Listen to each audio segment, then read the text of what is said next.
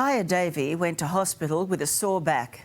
It turned out to be a life-threatening emergency, but the young mum waited 9 hours for surgery and the next day she was dead. Now Kaya's family wants more than just talk. She tried. Kaya would have fought for our boys. I love you, Mum. It should never have happened, but it did. She would have tried so hard. But I don't feel like they tried for her. And these boys don't have a mum. Hi, Mum. I miss you. Mwah. Left behind is a husband completely lost and a mother just inconsolable. I miss her so bad.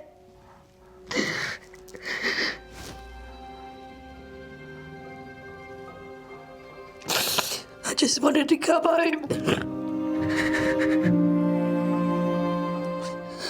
And a family demanding more than just answers. Should your daughter have died in that hospital? My daughter should not have died at all. Kaya Davey's life had really just begun. She got a one-way ticket to Melbourne. Didn't even tell any of me, her mum, no one, just bought a one-way ticket.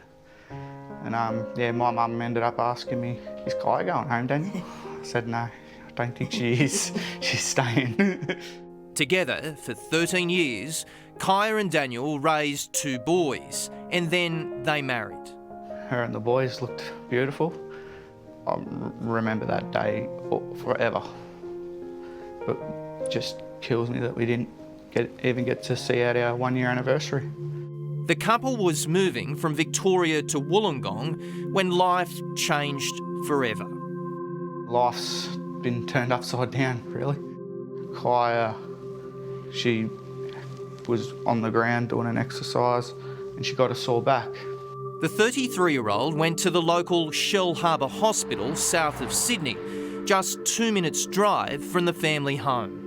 Within 2 hours of arriving, the family claims doctors found a tear in her aorta, a life-threatening emergency. But it's what happened next that's left her loved ones reeling. I thought my daughter had a sore back. That was it. I thought she had a sore back. I wish I didn't take her there. I should have took her to Wollongong. Kaya needed urgent surgery, and Wollongong Hospital was the closest option, just 28 minutes away by ambulance. So she waited, and waited, and waited. Her family at the time unaware of how life-threatening the situation was. And my daughter was there about 1:30 at Shell Harbour Hospital from 1:30, and she didn't get into surgery until 10:46. That was precious time my daughter had. We could have driven her to Melbourne in that time. I get from Melbourne to here driving in 9 hours, and that's how long it was before she was in surgery. It would be 11 hours from the time she arrived at the first hospital before the surgery finished. 3:18 they had found that tear and they knew they couldn't fix it at that hospital. Why was she still there till 6:45? Kaya didn't survive. They just didn't care. Why didn't they care for her? This is a place you come for help, but Kaya's family claims this hospital killed her. Looking for answers, they lodged a formal complaint and asked for medical notes. But the hospital, embarrassingly, had to admit there were none. This blow-by-blow account of Kaya's last few hours was done by a doctor from memory, 14 weeks after she died. How many patients has he treated in that 14 weeks? How does he remember all of that? Did that time spent waiting kill your daughter? Yes, time. Yes, all her organs died from time. They left her too long. They reckon there was no ICU beds in the whole of New South Wales, they told us. In the hospital records littered among the apologies are some staggering admissions. A doctor says, "My opinion was that Shell Harbour Hospital Emergency Department was not a safe place to care for this patient."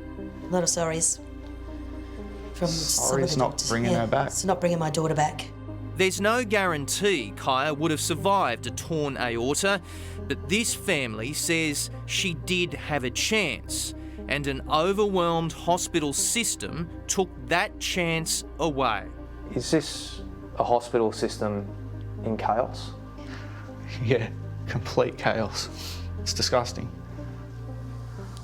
And it's not acceptable. Shine Lawyers is fighting for the family. Lawyer Brielle Straney says there are more and more of these cases. There is nothing normal about recording records 14 weeks later. The hospital should have been prepared. It's been more than 2 years since the pandemic started, so blaming the COVID pandemic for those delays is just unacceptable. We have launched an investigation into whether or not negligence is to blame for Kaya's passing.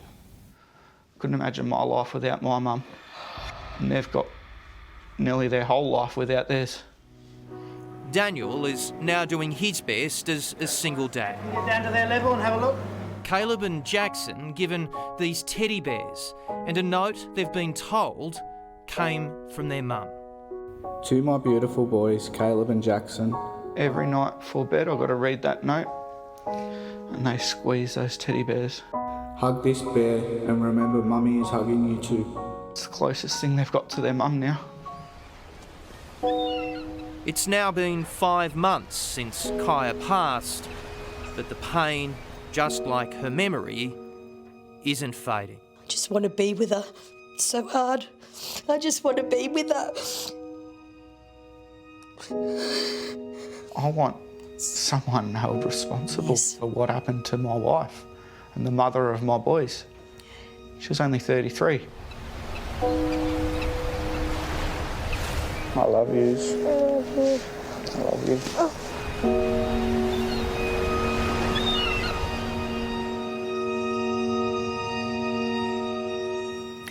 We sent New South Wales Health a detailed list of questions. They provided no explanation why Kaya waited so long and no explanation for the failures of both hospitals.